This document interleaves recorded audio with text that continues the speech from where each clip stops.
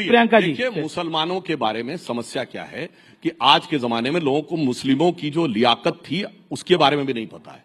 एक दौर था जब मुसलमान दुनिया में सबसे पढ़ी लिखी कम्युनिटी होती थी। बैतुल हिकमत का नाम आपने बगदाद का सोचा होगा, that was a centre of knowledge. आपको पता है कि शुश्रुत संहिता का सबसे पहले अनुवाद अल शुश्रुत ने कराया था अरबिक में। आपको पता है कि ये मैंने जो पार्लियामेंट में ही बोला था कि जो पहले हिंदी न्यूमेरल्स वहां पे गए, जिसलिए अरबी में इनको हिंदसा कहते हैं, उससे सबसे पहले अल जब्र ने ट्रांसलेट किया, उससे अलजेब्रा बना। फिर अल ख्वारिज्म ने जो ट्रांसलेशन किया, जो मैथमेटिक्स दी, एल्गोरिथम वर्ड वहीं से आया है। कोलंबस ने जिस नक्शे को लेकर पूरी दुनिया की तरफ चला था, वो बनाने वाला भी मुसलमान था, एक अल इदरीसी। उसके बाद साहब इनका एल्गोरिथम ऐसा बदला कि 700-800 साल में कोई पैदा हुआ। सिर्फ प्रियंका जी को आने दीजिए, मगर अब्दुल कलाम के साथ नहीं, औरंगजेब के साथ जाके खड़े हो। ओके प्रियंका, हमारे पास बड़ी लर्नेड ऑडियंस भी है, वारिस पठान साहब बैठे हैं, आनंद रंगनाथन बैठे हैं। ओके बोलिए प्रियंका जी। मैं इनकी तरह आवाज रेज कर अपना पॉइंट नहीं रख सकती हूँ कि आप आवाज रेज कर दीजिए अगर कोई दूसरा ना बोल पाए। मैं बस एक ही चीज कहूंगी, अभी मैं जब उनको सुन रही थी और इतना पैशनेटली मुसलमानों के अधिकारों के लिए बोल रहे थे, तो मुझे मोहम्मद अली जिन्ना याद आ गए।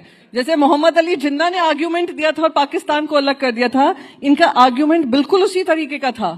तो आज ये मॉडर्न डे जिन्ना कौन बनकर बैठे हैं, आज इनकी भाषा से बहुत स्पष्ट हो गया है। जहां बता रहे हैं अरे देखिए हम लोग क्या थे, हमें क्या कर दिया, तो ये इनका आप कह रहे हैं मॉडर्न डे जिन्ना है? बिल्कुल, जो उस दिन अमित शाह जी अब्दुल ने कलाम अमित शाह जी ने भी कहा, जिस तरह औरंगजेब की कब्र में मर्सिया पढ़ाने वाले को राज्यसभा आप भेजेंगे। के लिए करते हैं हम, मुसलमानों के लिए करते हैं हम, मुसलमानों के लिए करते हैं, ऐसे ही नहीं। अरे नहीं, मैंने तो बताया मुसलमानों में क्या था और कहां से कहां पहुंचा। अमित शाह आपने मेरा सुना ही नहीं।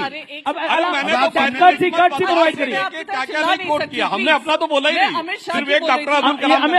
अमित शाह के लिए बोल रहे। जब इतना जोर जोर से चिल्लाते हैं ना, तो सिर्फ अपनी आवाज सुनाई देती है, लॉजिक की आवाज कम हो जाती है। तो कुछ सुनाई नहीं पड़ रहा आजकल। बोलिए प्रियंका जी। आपको समय कम मिला है शायद मुसलमानों के, नहीं प्लीज ओके प्लीज। ना मुसलमानों के अधिकारों का हनन हो रहा था, किस तरीके से वो प्रताड़ित थे, किस तरीके से वो गरीब किए जा रहे थे, सब किया। बेचारा सुधांशु जी ने उनका हक रखा है, और सुधांशु जी की वही मैंने बस यही रिपीट किया। अमित शाह जी ने जो पार्लियामेंट में कहा कि हम ही मुसलमानों का हक और अधिकार की लड़ाई लड़ रहे हैं। हैरानी नहीं होती जब बीजेपी ये बात बोले कि हम मुसलमानों का कर रहे हैं? मुझे तो ऐसे ही साउंड कर रहा था कि जिन्ना ने कहा मुझे एक सेपरेट कंट्री चाहिए क्योंकि आप मुसलमानों के लिए हक नहीं दे रहे हैं, वही ये काम कर रहे हैं। सुधांशु द्विवेदी, अब ऐसा बीजेपी कह रही है कि मुसलमानों के लिए हम कर रहे हैं, अब कई लोग कह रहे हैं कि हम सपना देख रहे हैं कि बीजेपी मुसलमानों के लिए करना चाह रही है। सम्राट मुसलमान हृदय। जी अभी मुझे सुधांशु भाई ने बड़ी अच्छी बात है कि बड़ा मुझे अच्छा लगा, चूंकि जानकारी इनको है, इन्होंने पूरा इतिहास का ज्ञान किया, लेकिन